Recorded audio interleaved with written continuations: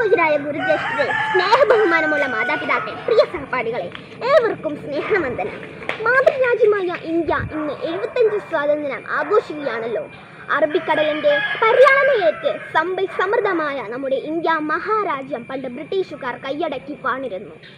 രാജ്യത്തിന്റെ സമ്പത്ത് മുഴുവൻ കൈക്കലാക്കുകയും ജനങ്ങളെ പലവിധത്തിൽ ദ്രോഹിക്കുകയും ചെയ്ത ബ്രിട്ടീഷ് സാമ്രാജ്യ ശക്തിയെ നമ്മുടെ നാട്ടിൽ നിന്നും തുരുത്തിയോടിക്കാൻ രാജ്യസ്നേഹികളായ നേതാക്കൾ തെല്ലൊന്നുമല്ല ത്യാഗം സഹിച്ചത്.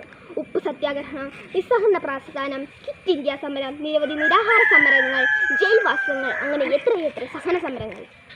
ജാലിയൻ വാലാബാഗ്, രാജേന്ദ്ര ജഡ്ഡി, നിരവധി പോലുള്ള നിഷ്ഠുര മാർഗങ്ങളിലൂടെ ഇന്ത്യക്കാരുടെ മനസ്സും ശരീരവും തളർത്തുമെന്ന് ബ്രിട്ടീഷ് ജനത കരുതി.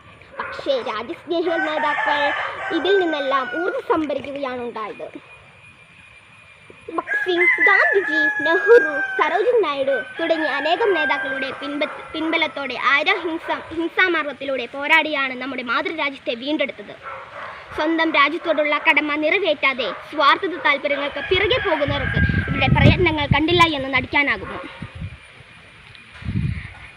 മതേതര രാജ്യമായ ഇന്ത്യയിൽ ജന്മമെടുക്കാൻ ഭാഗ്യം സിദ്ധിച്ച നമുക്ക് ഓരോരുത്തർക്കും അഭിമാന നിമിഷമാണ്.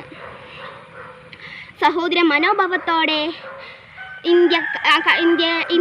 ഇന്ത്യക്കാർ ഒരമ്മയുടെ മക്കളാണെന്ന ബോധ്യത്തിലായിരിക്കണം വർദ്ധിക്കേണ്ടത്.